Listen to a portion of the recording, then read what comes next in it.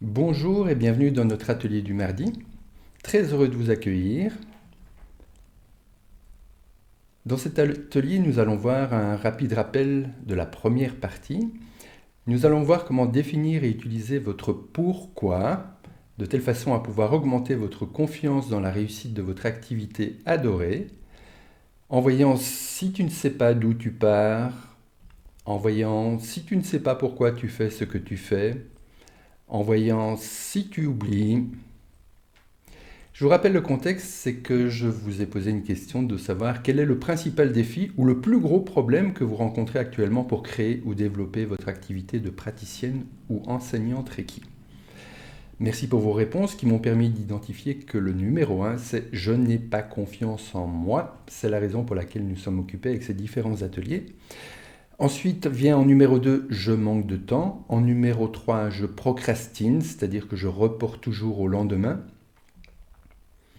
En numéro 4, je n'ose pas demander d'argent pour mes soins. Et en numéro 5, les gens sont sceptiques face au Reiki. Je n'ai pas confiance en moi. Comment résoudre ce problème, ce défi que vous rencontrez actuellement? Alors nous avons vu qu'il était important d'éviter les confusions de niveau logique. Je vais faire un rapide rappel de l'atelier précédent. Si vous ne l'avez pas vu, je vous invite à regarder la vidéo complète de cette première partie de comment augmenter ma confiance pour créer et développer une activité Reiki que j'adore. Ensuite, nous allons aujourd'hui définir votre pourquoi, que je vais vous expliquer bien sûr. Et dans les ateliers à venir, nous verrons comment transformer vos croyances limitantes en croyances dynamisantes, comment développer votre savoir-faire, comment développer votre savoir-être, et comment faire pour être soutenu pour installer et conserver des bonnes pratiques. Donc, dans la vidéo précédente, nous avons vu que souvent, lorsque quelqu'un dit « je n'ai pas confiance en moi », il se situe au niveau de son identité, et ça, effectivement, en termes d'énergie, c'est vraiment très très bas, très très lourd à porter, très très désespérant, démotivant. Et donc, j'invite plutôt à identifier s'il s'agit d'un manque de confiance par rapport à l'environnement dans lequel vous êtes, ou par rapport au comportement, ce que vous faites ou ce que vous dites, ou encore dans vos capacités, vos compétences, vos aptitudes. Ou bien de voir s'il y a une croyance limitante dans le chemin en ce qui concerne la confiance que vous pouvez avoir dans les différents niveaux logiques et en finalité, si on le dit comme ça, en vous-même. Mais en réalité, ça n'a rien à voir avec votre identité, parce que les environnements, vous pouvez en changer facilement, les comportements, vous pouvez les transformer, les compétences, vous pouvez en développer, les croyances, vous pouvez les transformer.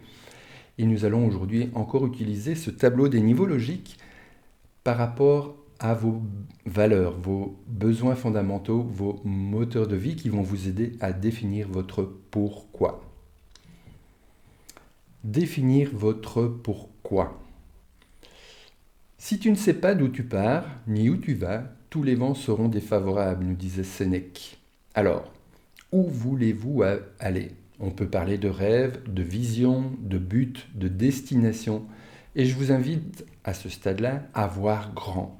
Par exemple, pour moi, mon rêve, ma vision, mon but, c'est qu'un jour, il y ait un praticien Reiki dans chaque foyer. Quel est votre rêve, votre vision?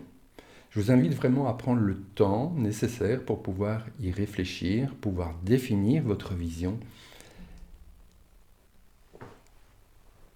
En deuxième étape, je vous invite à réfléchir à cette question. Si tu ne sais pas pourquoi tu fais ce que tu fais, pourquoi le fais-tu? C'est vraiment interpellant parmi les milliers de personnes que j'ai accompagnées en coaching individuel ou en coaching de groupe, quand je pose cette question, pourquoi est-ce que tu fais ce que tu fais? La plupart des gens, c'est vraiment interpellant, mais c'est comme ça, ne savent pas répondre à cette question-là. Alors je leur demande pourquoi est-ce que tu fais ce que tu fais si tu ne sais pas pourquoi tu le fais? Quels sont tes besoins fondamentaux, tes moteurs de vie que tu vas satisfaire lorsque tu choisis de faire ce que tu vas faire?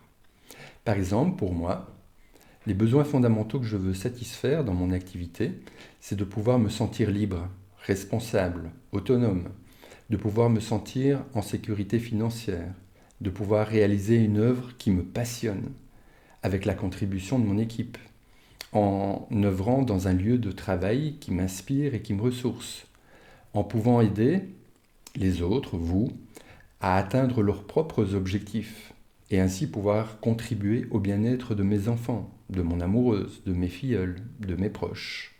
Voici quelques-uns de mes pourquoi, des besoins fondamentaux que je satisfais lorsque je fais consciemment ce que je fais. Quels sont les besoins fondamentaux que vous voulez satisfaire lorsque vous décidez de vous mettre en action et de réaliser des choses? C'est vraiment très important. Et puis après, le troisième point que je souhaite aborder avec vous aujourd'hui, c'est que si tu oublies ton pourquoi, si tu oublies tes besoins fondamentaux, si tu oublies en quoi c'est important de faire ce que tu fais, alors très vite risque d'arriver le manque de confiance, la démotivation, le découragement, l'épuisement. Tout ça est très lié, puisque nous le savons bien, tout est interrelié, aussi bien dans nos différents corps, mental, physique, émotionnel, spirituel, que dans tous les paramètres de notre vie. Alors, je vous invite vraiment maintenant à passer à l'action.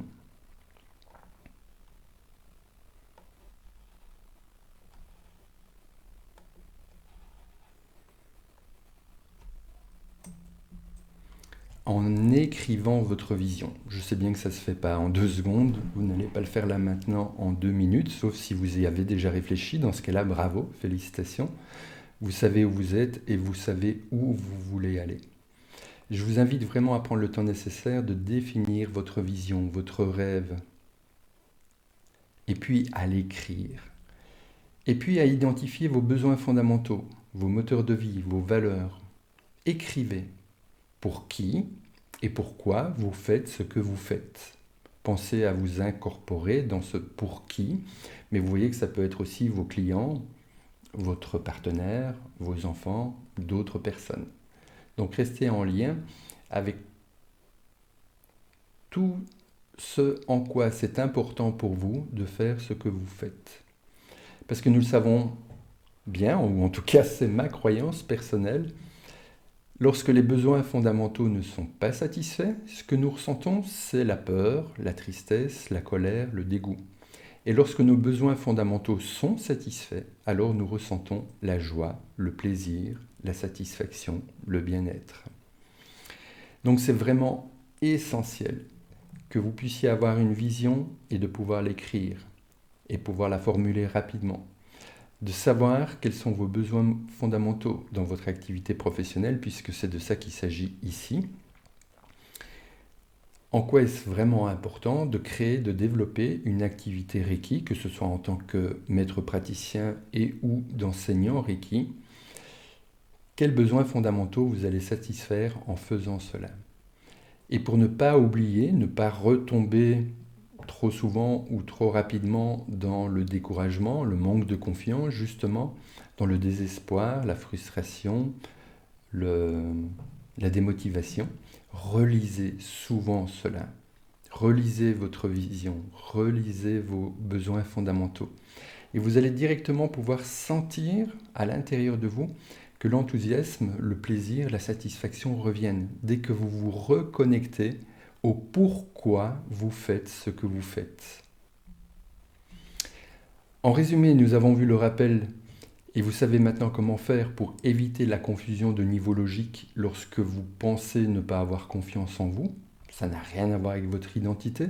Ça se situe au niveau des environnements, des comportements, des capacités, éventuellement d'une croyance limitante, mais ce n'est pas qui vous êtes vraiment. Donc, évitez cette façon de parler, de dire « je n'ai pas confiance en moi ».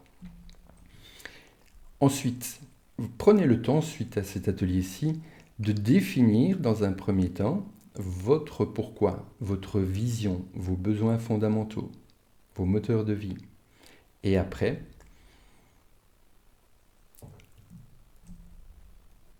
de les relire encore et encore et encore. Et pourquoi pas même les réécrire. Il a été prouvé scientifiquement que le fait d'écrire régulièrement des éléments positifs de notre vie, ce qui nous motive, ce qui nous enthousiasme, Ça a un effet immédiat sur la confiance que nous avons en nous-mêmes, si on le résume de cette façon-là au niveau de l'identité, mais vous le comprenez maintenant, il vaut mieux le ramener dans les bons niveaux logiques et dire j'ai confiance et je me sens bien dans l'environnement où je me trouve. J'ai confiance et je me sens bien et je sais quels besoins fondamentaux je satisfais lorsque je fais ce que je fais. Lorsque je développe mes compétences, lorsque je transforme mes croyances, lorsque je suis en action quotidiennement, régulièrement, pour avancer étape par étape vers mon rêve, ma destinée, mon but, ma vision. Nous avons donc vu maintenant comment éviter la confusion des niveaux logiques. Vous savez comment définir votre pourquoi et comment l'utiliser. Dans l'atelier suivant, nous verrons ensemble comment transformer vos croyances limitantes en croyances dynamisantes. Et puis nous verrons dans des ateliers à venir comment développer votre savoir-faire, comment développer votre savoir-être, comment vous y prendre pour être soutenu et installer ces bonnes pratiques dans votre vie de tous les jours, de telle façon à pouvoir développer votre activité en tant que maître praticien ou enseignant Reiki. Alors écrivez dans les commentaires et surtout dans votre carnet de route personnel, qu'est-ce que vous allez faire concrètement suite à cet atelier-ci ? Soyez concret, spécifique, prenez un engagement avec vous-même, de telle façon à pouvoir continuer à avancer vers la confiance qui augmente encore et encore dans tous les niveaux logiques que nous avons vus ensemble.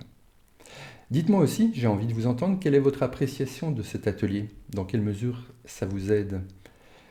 Vous pouvez toujours encore me partager d'autres thèmes que vous aimeriez que j'aborde dans les prochains ateliers du mardi. Sur ce, je vous remercie et je vous dis à tout bientôt pour une prochaine vidéo dans nos ateliers du mardi.